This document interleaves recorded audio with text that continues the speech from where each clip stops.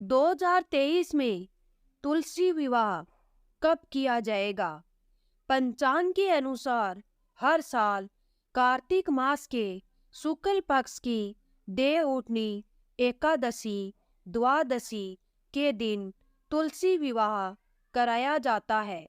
प्राचीन मान्यता के अनुसार भगवान विष्णु जी के शालिग्राम रूप के साथ तुलसी विवाह संपन्न होता है।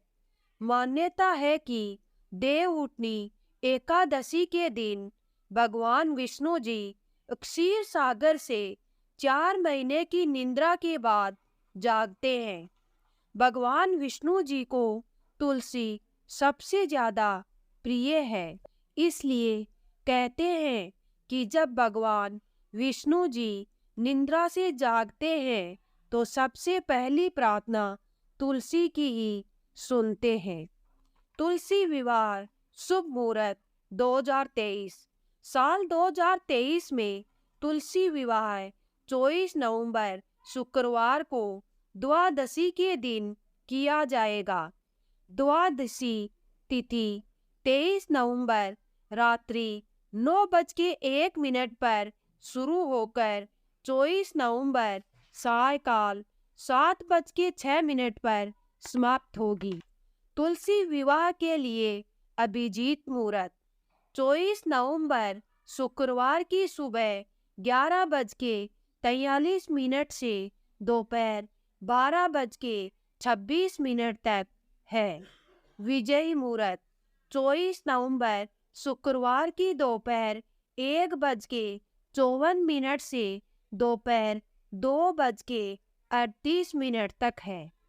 तुलसी विवाह पूजा विधि शास्त्रों के अनुसार देव उठनी एकादशी और द्वादशी के दिन तुलसी जी का विवाह भगवान विष्णु जी के शालिग्राम रूप के साथ कराया जाता है।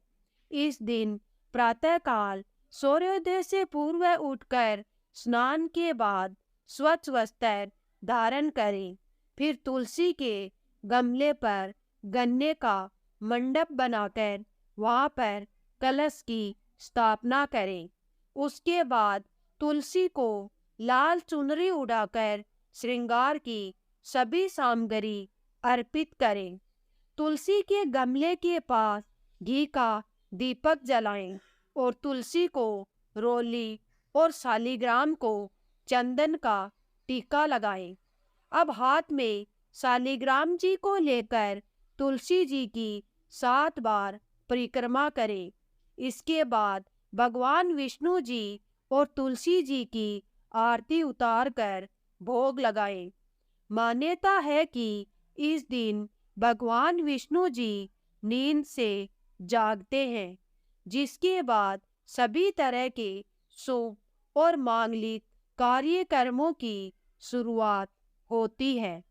प्राचीन मान्यता के अनुसार कहा जाता है कि जो लोग देव उठनी एकादशी पर शालिग्राम और तुलसी विवाह कराते हैं, उन्हें कन्यादान के बराबर ही फल प्राप्त होता है।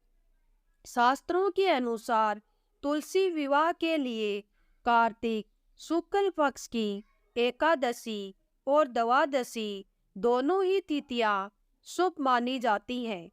मान्यता है कि जिस घर में बेटियां नहीं होती है, उन्हें तुलसी विवाह कराने पर कन्यादान के समान फल प्राप्त होते हैं। तुलसी विवाह कथा प्राचीन कथा के अनुसार जलंधर नाम का एक पराक्रमी राक्षस था। उसकी वीरता का रहस्य उसकी पत्नी वृंदा का पतिव्रता धर्म था। इसी कारण वह विजयी हुआ था। जलंधर के उद्दंडों से परेशान होकर देवता भगवान विष्णु जी के पास गए और रक्षा की प्रार्थना की।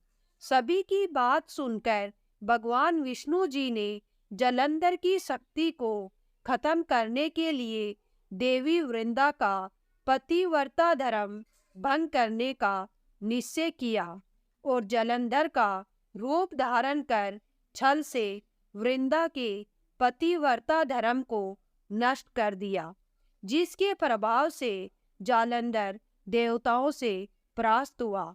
जब वृंदा को भगवान श्री हरि के छल का पता चला तो वृंदा ने भगवान विष्णु जी को शीला हो जाने का श्राप दे दिया। भगवान विष्णु जी का पूरा शरीर पत्थर के समान होने लगा और सृष्टि का संतुलन बिगड़ने लगा। यह देखकर देवताओं ने वृंदा से प्रार्थना की कि वे अपना श्राप वापस ले ले। वृंदा ने अपना श्राप वापस ले लिया और जालंधर के साथ सती हो गई। जहाँ वृंदा सती हुई वहाँ तुलसी का पौधा उत्पन्न हुआ। तब भगवान विष्णु जी ने कहा कि वृंदा, तुम अपने सतीत्व के कारण मुझे प्रिय होंगी हमेशा और सदा मेरे साथ रहोगी।